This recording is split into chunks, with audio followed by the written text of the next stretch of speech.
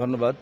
গণ অভ্যুত্থান পরবর্তী ইসলামী বিশ্ববিদ্যালয়ের ছাত্রদল আমরা ক্যাম্পাসে সবসময় সরব আছি। আগেও সরব ছিলাম, কিন্তু নিষিদ্ধ ছাত্রলীগের অত্যাচার, নির্যাতন, হামলার কারণে আমরা সবসময় ক্যাম্পাসে সহাবস্থান পাইনি, বসতে পারিনি।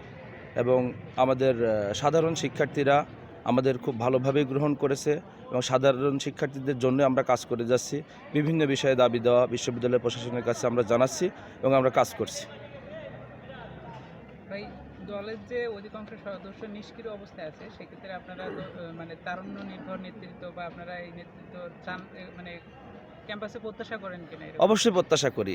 ইনশাল্লাহ আমাদের কমিটি এবছরের মধ্যেই খুব সুন্দর একটি কমিটি হবে, কারণ একটা দীর্ঘ সময় পর একটা অত্যাচার, নির্যাতন, শেখ হাসিনার যে দুঃশাসন গিয়েছে, তার প্রেক্ষাপটে কিন্তু আমাদের কমিটি বিলম্বিত হয়েছে। যেমন তার আগের কমিটি আরও বিলম্বিত ছিল। আমাদের সাবেক প্রেসিডেন্ট, সেক্রেটারি তারা একাধিকবার জেলে ছিল, হামলা মামলার শিকার হয়েছিল, আমরাও শিকার হয়েছি।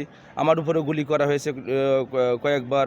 আমার সিনিয়র জয়েন্ট কনভেনর, আমার সদস্য সচিব, আমাদের প্রত্যেকেই।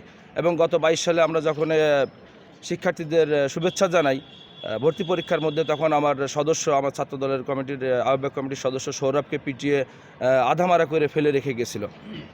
নানা নির্যাতনের মধ্যে আমরা টিকে ছিলাম বা এখনও আলহামদুলিল্লাহ আছি। ক্যাম্পাসের যে প্রাতিষ্ঠানিক একটা ছাত্র রাজনৈতিক প্ল্যাটফর্ম ইকশু গঠনের জন্য অনেকেই দাবি জানাচ্ছে, এক্ষেত্রে আপনাদের অবস্থান কি?